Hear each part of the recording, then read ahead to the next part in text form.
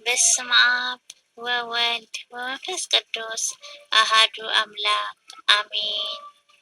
ካብ እግዚአብሔር አቦና ካብ ጎይታና መድኃኒና ኢየሱስ ክርስቶስ ጸጋን ሰላምን ንኣኻትኩም ይኹን አሜን። ክቡራንን ቤተሰብ ዳሄ እንኳዕ ንወርሓዊ መድኃኒ ዓለም አቦና ብሰላም አብጽሕና አሜን። አርእስቲ ግጥምና አጀና ተስፋ አይንቁረጽ አለና መድኃኒ ዓለም አቦና። ካብ ወገን ካብ ስድራ ናብ ሓዘን ወረታት ክበዝሕ ከሎ ኣብ ስደት ዘሎ ኣብ ዓዲ ዘሎ ህዝቢ ልቡ ክሰባበር ከሎ ተስፋ ምቁራጽ ባሕሪ ኮይኑ ንነፍሳት ክውሕጥ ከሎ መድኃኒ ዓለም አቦና ግን ብርሃን ኮይኑ ንኩሉ የጽንዖም። መድኃኒ ዓለም አቦና ግን ብርሃን ኮይኑ ንኩሉ የጽንዖም።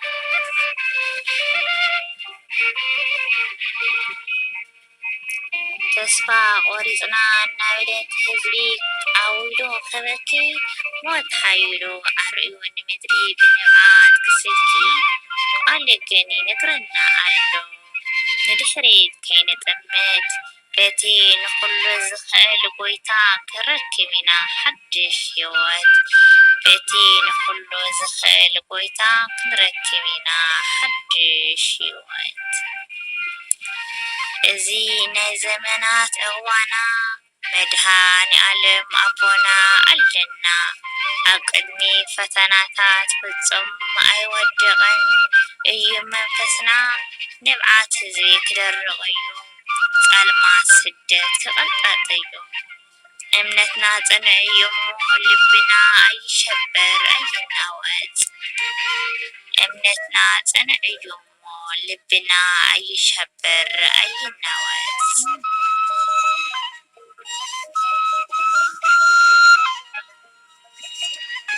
የማን ጸጋም ሰሚዕና ዜናታት ናይቶም ዝሓለፉ ኣእምሮ ሰብ ክደክም ብዙሓት ክሰናብዱ ክጠፍኡ።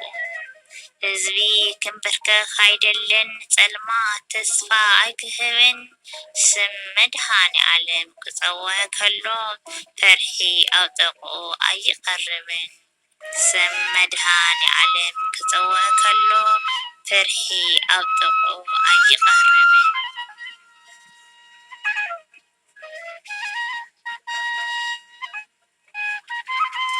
ካብ ታቦታት ዓድና ርሒቕና ኣብ ስደት እንተሃለና ብስም መድኃኒ ዓለም ጸኒሕና ብመንፈስ ንሰግድ ኣለና። ተስፋ ምቁራጽ ናይ ጸላኢ እዩ እሞ ካብ ምድሪ ነወግዶ። ህዝቢ ናይ መድኃኒ ዓለም እዩ እሞ ንጸልማት ብብርሃን ክንወጾ። ህዝቢ ናይ መድኃኒ ዓለም እዩ እሞ ንጸልማት ብብርሃን ክንወጾ። መድኃኒ ዓለም አቦና ቃሉ ድቃስ ሓይሉ ይሃበና። መስቀሉ ሒዝና ክንጓዓዝ ስደት ኣይስዕረናን። ነቶም ልቦም ዝፈርሕ ብወንጌል ሓድሽ ተስፋ ክህቦም ካብ ናይ ሓዘን ጸልማት ብእምነት ክነጽንዖም። ካብ ናይ ሓዘን ጸልማት ብእምነት ክነጽንዖም።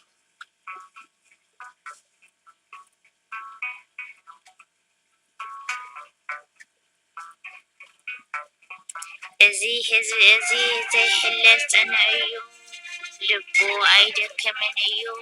ካብ ሰማይ ስለ ዘሎ በርትዐ ነዚ ናይ ሞት ድምፂ ብናይ ትንሣኤ ዜማ ክቕይሮ። ንፈተና ስደት ዘርና ብብርሃን ክንወጾ።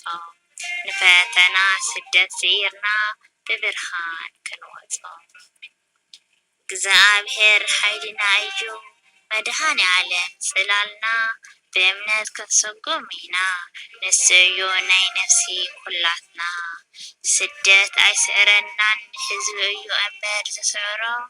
እቲ ናይ ጽድቂ ኣኽሊል ካብ ጎይታና ክንቅበሎ። እቲ ናይ ጽድቂ ኣኽሊል ካብ ጎይታና ክንቅበሎ። ጸጋ ጎይታና ኢየሱስ ክርስቶስ ፍቅሪ ኣምላኽ ሕብረትን መንፈስ ቅዱስን ምስ ኩልኻትኩም ይኹን አሜን። ወስብሐት ለእግዚአብሔር ወለወላዲቱ ድንግል ወለመስቀሉ ክቡር አሜን።